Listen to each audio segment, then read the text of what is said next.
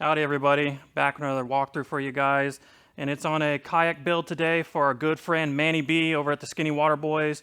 We've been working with him for many years, and this is going to be his new lake fishing boat, and he gave us some specs of what he wanted, and this is the outlay that he decided he wanted to go with. So starting with the boat, it's the NuCanoe Unlimited, and this is in the Thunderstorm color, and he's going to be primarily fishing lakes with this boat, so that's why we went ahead and did a bow mount motor. We're going with the Minn Kota Powerdrive. This has been custom cut down to a 36-inch shaft, so you're all good from that perspective.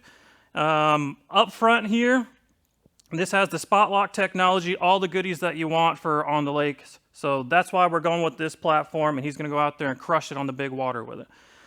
Up front here, we've done internal 6-gauge wiring kit to the back to the battery. All Anderson connections up front here that go. Quick disconnects for the motor and then for the hull. Also, we've done an internal wiring for your quick release system here for the motor. That's ran all the way in the hull as well, and we'll show you where that comes out, where he's in his seat. We've gone ahead and given him some storage. We've gone with the NuCanoe Gearpod system. This is a really great plug-and-play system. Give you some internal storage, keep things tucked up out of the way, gets you another rail system right here if you want to run a monitor right up dead center. We've also gone ahead and done a full completion deck kit. So we got deck mat everywhere on the gunnels, all throughout the floor, everywhere is the beautiful deck mat kits that we've installed here. Once again, NuCanoe, they're known for their 360 swivel seat, one of the most comfortable seats on the market. Added the side tray system here. This has a magnetic hook keeper and stuff in it, junk drawer, and then you got an added rail system here if you ever want to run a rear mount motor for your throttle control. All that's plug and play from that element.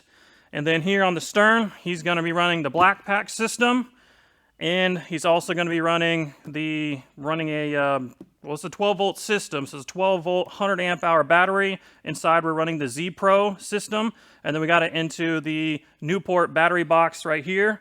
Also, quick disconnects in the back. Once again, all Anderson connections, so just disconnect here. Your battery comes off. The wires stay internally wrapped to the boats and everything like that. As you can see, powered it back on. Now, for the lines to do the up-down motion on the Powerdrive, once I mentioned earlier, is we ran the line internally. So as Justin comes here, we've drilled it out and have the line coming out right here. And then I've added a locking cleat lockout for him. And what this is going to do is he can pull it and then lock it in the teeth. And you can see it pulls this lever down, which then frees the head so it's no longer in the lock position. And then this is what's going to allow him to T-grip handle, pull the motor up, and wrap it around there.